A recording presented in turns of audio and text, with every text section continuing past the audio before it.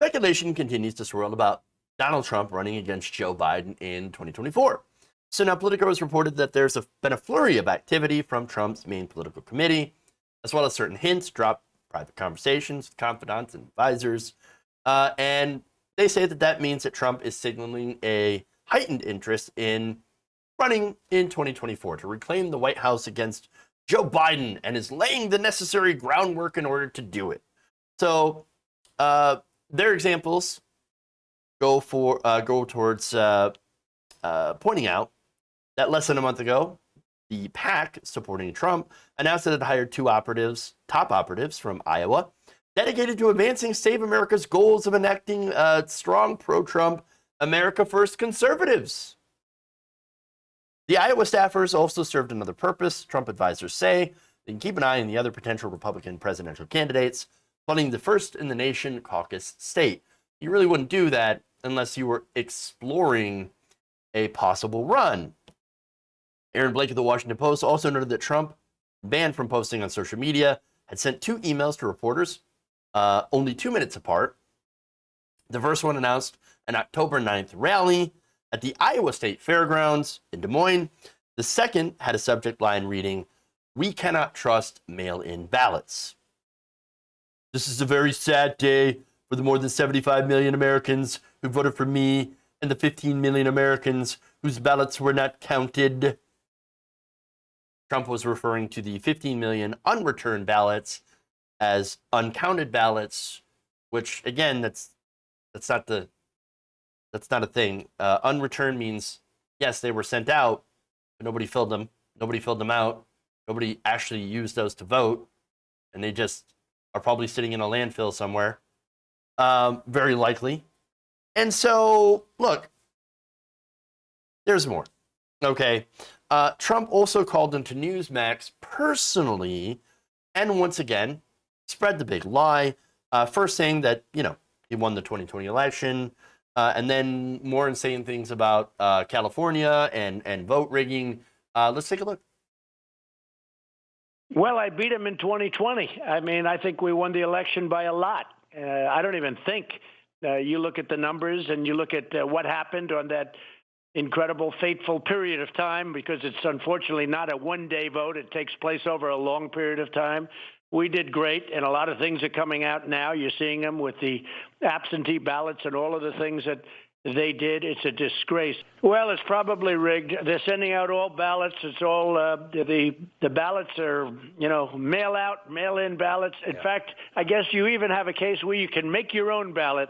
When that happens, nobody's going to win except these Democrats. So, look, they're very good. The one thing they're good at is rigging elections. So I predict it's a rigged election. Let's see how it turns out. Make your own ballots. Is that like a Build-A-Bear, but for elections? Weird. Okay. So now, again, two different pieces of that interview where it's rigged elections. Oh! Okay. Here's the thing. You didn't win. The Electoral College vote was 306 to 232. Biden won the popular vote by 7 million. If anybody was actually trying to rig the election, it would be Donald Trump. For one, Republicans have been, massively in favor of voter suppression. They've used voter suppression throughout not just this election, but many, many other elections. I've been talking about that all the time, and how Republicans don't want more people voting. They want less people voting, because when less people vote, especially black people, tend to win more. And of course, you count gerrymandering, although to be fair, both sides do gerrymandering to some extent. So now there's that. Okay.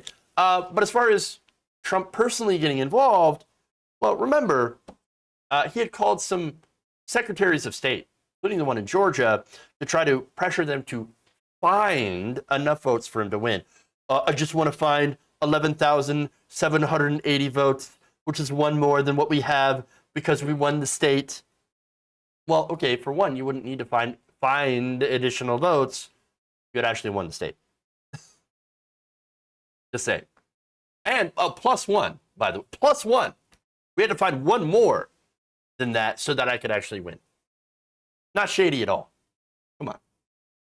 So now, how does all this relate to 2024? Well, that's where it gets dangerous.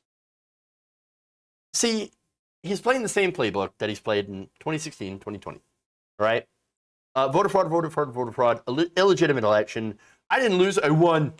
I won bigly. Okay, but every recount, every audit so far that has been legitimate has shown the opposite. That no, you didn't win, you lost. And everything matches up. And then who knows what the hell the cyber ninjas are doing over in Arizona. I mean, there's drama on drama on that entire thing. Disaster. And of course, Mike Pillow, his symposium, once again, proved absolutely nothing. I mean, wow. So, look, the thing is that he sounds like the rantings of a child throwing a temper tantrum. And you could stop there. You could just write that off and be like, whatever, child, baby, sad. But then you take into account January 6th. And then you start to think, oh no. So now we know why January 6th failed. Nobody knew what the hell they were doing. Obviously. And the second reason, they didn't have guns. Now, that's why there is talk on people on Trump's side saying, okay, well, next time I guess we'll have to bring guns. I mean, you don't think that there's a chance that something like that could happen again, January 6th? Only this time people are armed? Again, y'all didn't think that it would happen the first time, but it did, and it was driven by this same rhetoric. They're rigging elections. They're coming in. They're stealing the votes. They're destroying your country. The immigrants, they're coming to replace you. Okay, when you're exposed to that rhetoric, that sort of existential, what would be existential crises, what do you think the result of all that's going to be on your mental state, on your psyche, on what you could possibly do? I mean, especially for a side that is steeped right now in conspiracy theories and surrounded by guns. Now, that's important because if this guy runs again and he loses, I have worries that all hell's going to break loose. Because again, they'll say the same thing they're saying now. It was rigged, it was rigged, it was rigged, it was rigged the second time. Look at the polls. The polls are so bad for Joe Biden, and yet somehow he won. Rigged. So that's my concern. Okay? So now, if only there had been a way to prevent Trump from running again as a result of what he did, tried to pull on January 6th. Oh, wait. Turns out there was the 14th Amendment, specifically Section 3. Section 3 notes that no person shall hold any United States or state office who, having previously taken an oath as an officer of the United States to support the Constitution of the United States, shall have engaged in an insurrection or rebellion against the United States or given aid or comfort to the enemies thereof. So now, okay, I mean, did he personally engage in an insurrection? Perhaps debatable, okay? But before I get into more of that, let me just give you some examples of when this was actually used. So it was used after the Civil War to prevent former Confederates from serving in the United States government. Oh, that makes sense, right? You literally try to rebel against the country. Yeah, of course, we're not going to let you serve into office. Are you nuts? And it was also used as late as 1919 against Victor L. Berger, a socialist from Wisconsin who had taken the oath as a prior member of Congress from taking office in the House of Representatives following his speeches in opposition to the nation's entry in World War I. I actually agree with Victor Berger on this one, being an anti-interventionist as I am. But they used it against Confederates, and they also used it against the socialists. So so they can use it. And that's really the point that I'm trying to make, is that it has been invoked before, and it can get invoked again.